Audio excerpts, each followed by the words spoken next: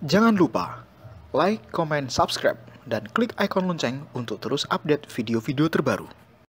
Assalamualaikum warahmatullahi wabarakatuh. Wahai sahabatku, semoga sahabatku dalam kondisi sehat walafiat, di bawah lindungan dari Allah Subhanahu wa Ta'ala. Sahabatku, bahwa kurban adalah sesuatu yang sifatnya adalah dianjurkan oleh Rasulullah Shallallahu Alaihi Wasallam. Karena itulah para ulama berbeda pendapat tentang hukum kurban. Imam Malik misalnya mengatakan bahwa kurban itu adalah wajib. Di antara argumentasi yang dijadikan referensi untuk mengatakan wajib adalah inna a'toina kal kautsar fasholli li rabbika wanhar. Kalimat fasholli li rabbika wanhar, dan sholatlah kamu pada hari raya itu li rabbika untuk Tuhanmu, wanhar, dan berkurbanlah, mengalirkan darah untuk kurban. Hadis yang lain misalnya ada hadis Rasulullah Shallallahu Alaihi Wasallam, man wajada sa'atan falam yudohi fala yakrobanna musallana.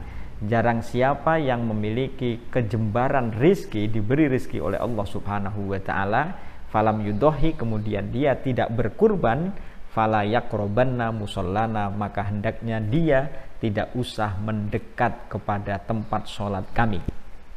Karena Al-Quran, inna a'toina kal kautsar fasholli li rabbika wanhar, menggunakan kata fi'il amar, fasholli, sholli.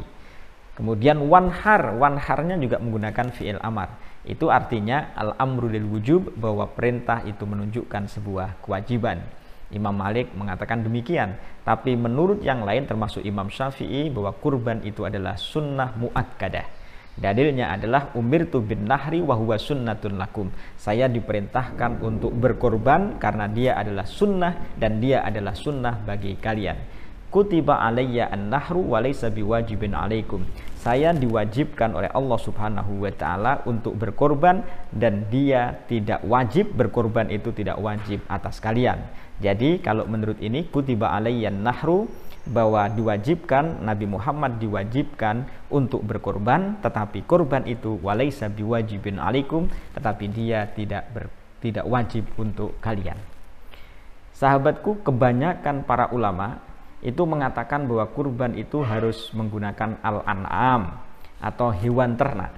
Hewan ternak itu misalnya, wahai sahabatku, seperti sapi, kemudian kambing, kemudian unta, domba, kerbau, dan lain sebagainya. Jadi hewan ternak. Kalau misalnya dia domba, maka umurnya adalah 1 tahun atau telah lepas giginya. Kalau kambing misalnya 2 tahun, kalau unta 5 tahun, dan kalau misalnya sapi atau kerbau adalah sudah 2 tahun. Jadi ada syaratnya. Jadi tidak sembarangan masih kecil dikorbankan untuk dijadikan kurban, tidak. Kalau domba sudah 1 tahun atau sudah copot giginya, ganti giginya, hewan yang paling terbaik. Tidak boleh cacat, misalnya pincang tidak boleh, yang kurus juga tidak boleh, yang sakit apalagi, yang kemudian yang ekornya putus juga tidak boleh, karena itu adalah bagian dari cacat, dan itu yang tidak terbaik. Karena itu kalau kau disuruh untuk berkorban, maka berkorbanlah dengan sesuatu yang paling terbaik. Karena korban itu hakikatnya di samping ada makna yang tersirat, ada makna yang tersurat. Ada makna yang tersurat, ada makna yang tersirat. Makna yang dibaliknya adalah bagaimana kita mengorbankan terhadap apapun yang kita miliki untuk kepentingan Allah Subhanahu wa Ta'ala. Nah, gitu wahai sahabatku.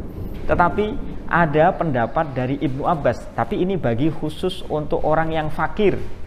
Untuk orang yang fakir, orang yang melarat.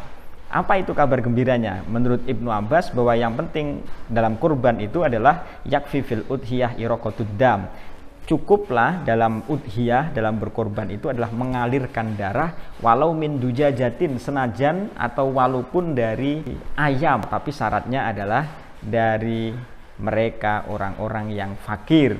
Jadi kalau misalnya sahabatku sudah masuk waktunya kurban hari raya, tanggal 10, tanggal 11, tanggal 12, tanggal 13 pada Dzulhijjah, hari raya kurban, dan sahabatku tidak memiliki kajembaran rezeki, man wajada sa'atan falam yudohi fala yakrobanna musallana, dan tidak memiliki kajembaran rizki, maka bagus juga untuk menyembelih ayam, dan menyembelih ayam itu diniati bagian dari kurban mengikuti pendapat dari Ibnu Abbas ini. Karena ini adalah sebuah pendapat yang sangat bagus. Jadi kalau misalnya sahabatku kelompok orang yang fakir, tapi jangan menganggap dirinya fakir. Karena ada orang yang menurut dirinya fakir, jadi memandang dirinya fakir sementara memandang orang lain kaya. Karena itu yang fakir dalam rata-rata orang. Kadang orang bisa punya motor banyak tapi dia mengaku dirinya fakir.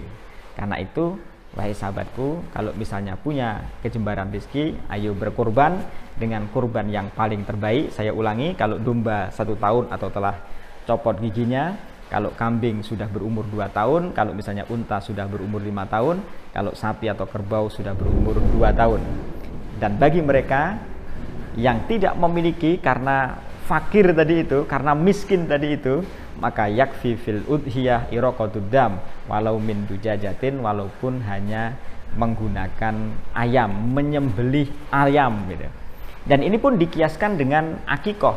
Para ulama mengatakan kaul dari Ibnu Abbas itu boleh pula untuk akikoh, karena akikoh itu adalah bagian dari syukur dia kepada Allah Subhanahu wa Ta'ala, karena dia telah memiliki seorang putra, seorang anak itu.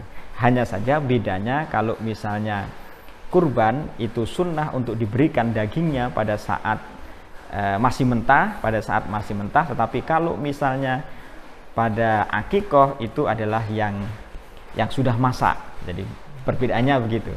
Karena itu demikian wahai sahabatku, semoga sahabatku bisa bertemu dengan hari raya kurban dan memiliki rizki yang banyak sehingga bisa berkurban dengan memilih, bisa domba, bisa kambing, bisa sapi atau kerbau. Kalau misalnya unta kan agak susah juga wahai sahabatku. Tapi yang paling bagus sebenarnya kalau di Indonesia ini menggunakan sapi. Jadi sapi nanti bareng-bareng dengan temannya 7 orang lalu dikumpulkan menjadi sapi. Tapi kalaupun itu tidak bisa karena sapi, kenapa kok yang baik adalah sapi? Karena dagingnya lebih banyak, pengolahannya juga lebih mudah, dan orang biasanya tidak tara atau tidak menjauhi sapi tapi menjauhi kambing. Tapi kalau misalnya sapi tidak bisa, kambing juga bisa, dan yang paling agak murah lagi barangkali adalah domba. Jadi boleh berkurban dengan domba. Pun demikian kalau misalnya mau melaksanakan akikoh.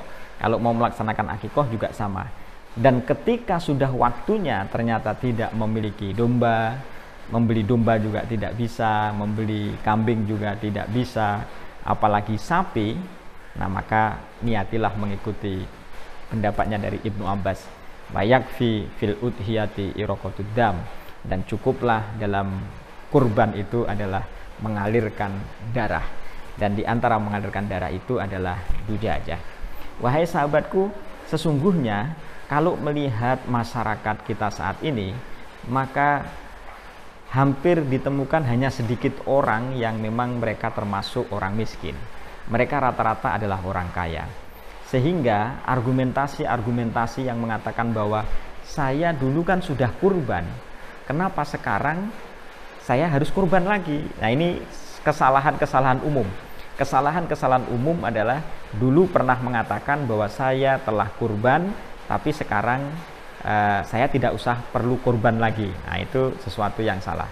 Dan kalaupun toh ini tidak bisa, maka dalam satu keluarga itu bisa digilir secara satu persatu mengikuti pendapat para ulama. Cukuplah dalam satu keluarga itu satu. Jadi kalau misalnya hari ini bapak, hari tahun akan datang adalah ibunya, tahun akan datang adalah anaknya, anak yang nomor pertama, anak yang nomor kedua, anak yang nomor ketiga, dan lain sebagainya.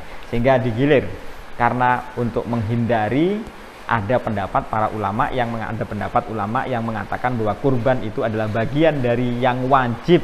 Inna a'toina kal kautsar fasholli li rabbika wanhar. Kalimat wanhar itu adalah kalimat perintah, amar, al-amru lil wujub. Karena itu saya berdoa semoga sahabatku sehat, diberi kejemparan rezekinya oleh Allah Subhanahu wa Ta'ala sehingga bisa berkorban. Kalau mepet-mepet sekali, ikuti pendapat dari Ibnu Abbas tadi itu, walau min dujajatin. Demikian, semoga bermanfaat. Assalamualaikum warahmatullahi wabarakatuh.